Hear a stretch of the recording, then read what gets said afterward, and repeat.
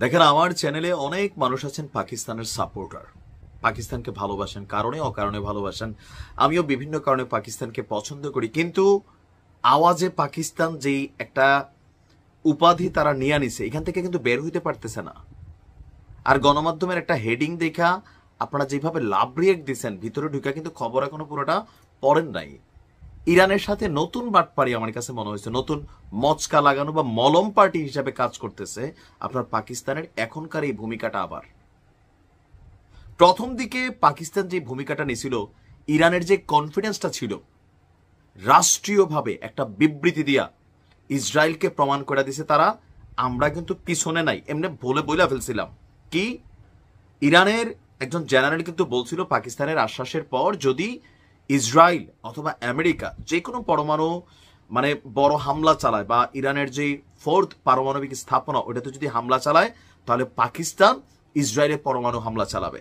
এমনকি পাকিস্তানের প্রতিরক্ষা মন্ত্রী খাজা আসিফ তিনি এই কথা বলছিলেন, গণমাধ্যমে আসছেন, আমরা সাপোর্ট করেছিলাম, পাকিস্তানকে ধন্যবাদ দিয়েছিলাম। কিন্তু নিহুর একটা পুরান ভিডিও যখন সামনে আসছে মাত্র 24 ঘন্টা পরে, ইরানের সাথে পুরো সীমান্ত বন্ধ করে দিয়েছে পাকিস্তান, এখনো বন্ধ।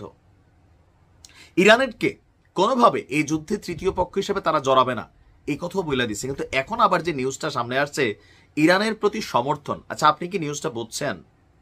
আমি বুঝাই যে এখানে আসলে কি হয়েছে। এটা ইরানকে মলম লাগানো ছাড়া আর কিছুই না ভাই। তোদের এই ধরনের সমর্থন আমাদের দরকার নাই, আমাদের দরকার হচ্ছে মেশিন দাও, ইরানের মেশিন দরকার। কি সমর্থন দিছে দেখেন, ইসরায়েলের সামরিক আগ্রাসনের বিরুদ্ধে ইরানের প্রতি সমর্থন জানিয়েছে পাকিস্তান। মানে ইরান যে ইসরায়েলে অভিযান চালাচ্ছে এটাতে সমর্থন জানাইছে, সারা পৃথিবীতে সমর্থন দিচ্ছে, মানে পশ্চিমা সিন্ডিকেটটা ছাড়া। গতকালকে টেলিফোন আলাপে পাকিস্তানের পররাষ্ট্রমন্ত্রী ইশাক তিনি তার দেশের সমর্থনের কথা জানিয়েছেন।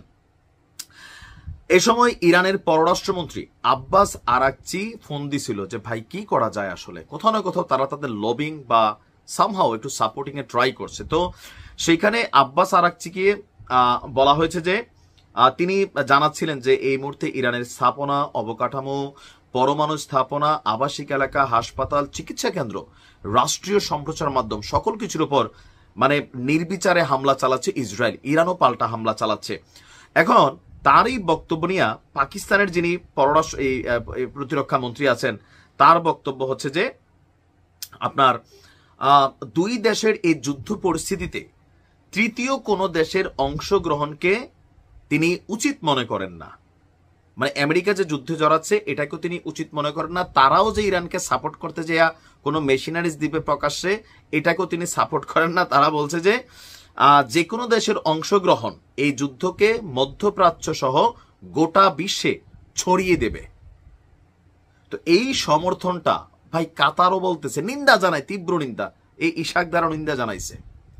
আপনার এই নিন্দা জানানোতে ইরানের লাভটা কি হবে?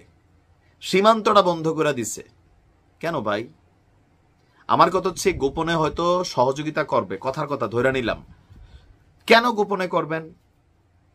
আমার পিছনে যখন 10 জন মানুষ আছে, আপনি যখন জানবেন যে 10 জন কারা, বা আপনার পিছনে 10 জন মানুষ আছে, আমি যখন জানবো এরা কারা, বুঝায় কিন্তু আপনার সাথে আমি লাগবো না, তো লাগবো না, তাই না? যে আপনার সাথে তো বডি বিল্ডার আছে, বা একজন উমুক আছে, এলাকার তুমুক নেতা আছে, বা বড় ভাই এমপি মন্ত্রী বা একদম প্রশাসন, তখন আপনার সাথে সহজে কেউ লাগবে না। কিন্তু না থাকলে মনে করবেন নিরীহ মারো। এরপরে কিন্তু টার্গেটটা পাকিস্তান। পাকিস্তানের উচিত গোপনে মেশিনারিজ দেওয়া, প্রকাশ্যে অন্তত উত্তর কোরিয়ার মতন ডায়লগ মারা। উত্তর কোরিয়া যে ডায়লগটা মারছে, আমার আগের ভিডিওটা দেখেন, এই ডায়লগও পাকিস্তান মারতেছে না। তো লাভ কি এসব সমর্থন দিয়া? হোয়াট? পাকিস্তানিদের এই আওয়াজে পাকিস্তান ক্যারেক্টার ছাইরা রিয়েল ক্যারেক্টারে আসা উচিত, নয়তো পাকিস্তানে যেদিন ধরবে সেদিন আমরা কিন্তু ইসরায়েলের পক্ষে অবস্থান নিব। ভালো থাকুন।